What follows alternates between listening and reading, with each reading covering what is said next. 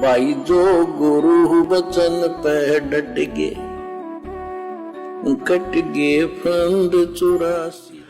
जो भगत जन बाइबल, तौरात, जबूर तथा इंजिल तथा कुरान के ज्ञान तक सीमित हैं तथा इन पुस्तकों में बताई साधना करने वाले तो जन्नत में भी नहीं जा सकते।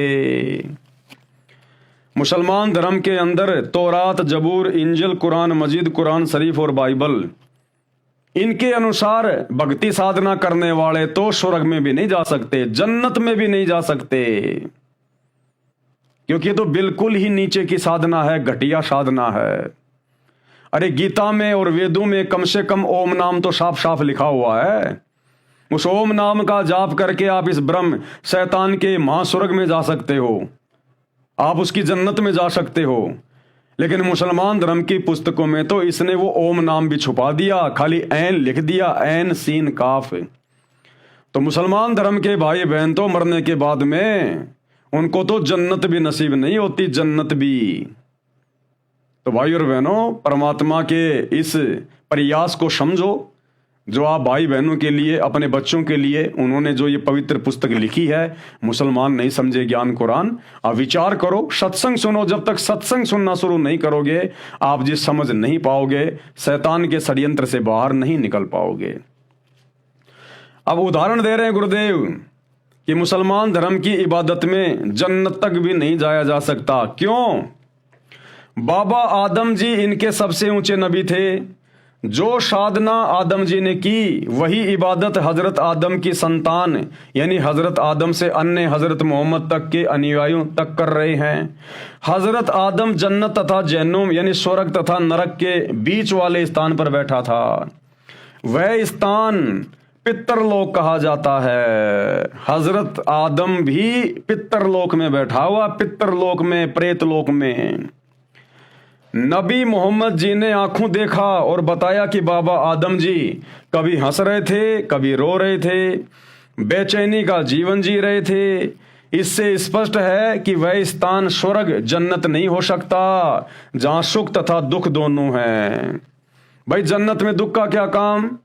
लेकिन हजरत आदम जहां बैठे हुए थे, जब हजरत मोहम्मद जी को जिब्राइल नाम का फरिश्ता बुराक जैसे खच्चर पर बैठाकर, उस जानवर पर बैठाकर उनको ऊपर ले गया, तो वहां हजरत मोहम्मद जी ने देखा कि एक व्यक्ति बाईं ओर देखकर रो रहा है, बेचैन है, दुखी है, दाईं ओर देखकर खुश हो रहा है, मुस्कुरा रहा है।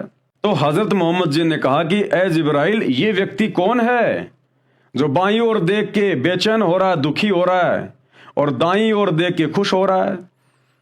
तो जिब्राइल ने कहा कि ये इंसानों का बाप और तुम्हारा प्रथम नबी हजरत आदम है। इधर बाईं ओर जहन्नुम में, नरक में इसकी बद संतान है, उनको दुखी हुआ देखकर ये रोता है, बेचैन होता है। और इधर दाईं ओर इसकी नेक संतान है, जन्नत में, स्वर्ग में, उनको देखकर ये प्रसन्न होता है। तो बताओ भाई और बहनों, तुम कहते हो कि हमारे हजरत आदम जी जन्नत में हैं और हम जन्नत में जाएंगे सब। अब बताइए उस जन्नत में सुख कहां हुआ? अरे जन्नत में तो दुख का नामो निशानी नहीं होता। लेकिन हजरत आदम जी तो जन्नत में भी रो रहे हैं, दुखी हो रहे हैं, परेशान हो रहे हैं अपनी बद संतानों को देखकर। तो असल में वो जन्नत में नहीं है, वो पितरलोक में है, पितरलोक में। और उसी पितरलोक में आगे हजरत मोहम्मद जी ने बताया कि मैंने सारे नबियों की मंडली यानी जमात को देखा, मैंने उनको नमाज भी पढ़ाई। तो बताइए, जब तुम्हारे नबी ही पितरलोक में बैठे हैं, तुम्हारे नबियों को जन्नत नसीब नहीं है, तो तुम वर्तमान के मुसलमान तो उन नबियों के अनुसार भी भक्ति सही नहीं कर रहे, इबादत सही नहीं कर रहे। क्योंकि वो नबी मांस नहीं खाया करते थे, मज़ारों पे जाके सिजदा नहीं करते थे, ये हरी हरी चादरें पीर और उलेमाओं की मज़ारों पे नहीं चढ़ाया करते थे, एक अल्लाह के अलावा वो किसी को सिजदा नहीं किया करते थे। तुम तो आज वो साधना भी नहीं कर रहे जो तुम्हारे नबी किया करते थे। और उस साधना को करते करते जब तुम्हारे नबी पितरलोक में बैठे हैं, दुख भोग रहे हैं, तो वर्तमान का मुसलमान कहाँ जाएगा बकरे काटते काटते? तो भाई और बहनों, ये विचार करने की बातें हैं। अंत में पछताओगे, फिर तुम्हें कोई इस समस्या से बाहर निकालने वाला नहीं मिलेगा। इसलिए वर्तमान में उस कादिर अल्लाह बाखबर सतगुरु रामपाल जी के सत्संग सुनना शुरू करो और अपना आत्म कल्याण करवाओ। भाई जो गुरु बचन पे डट गे, कट गे फंद 84 के, कट गे फंद 84 के, कट गे फंद 84 के।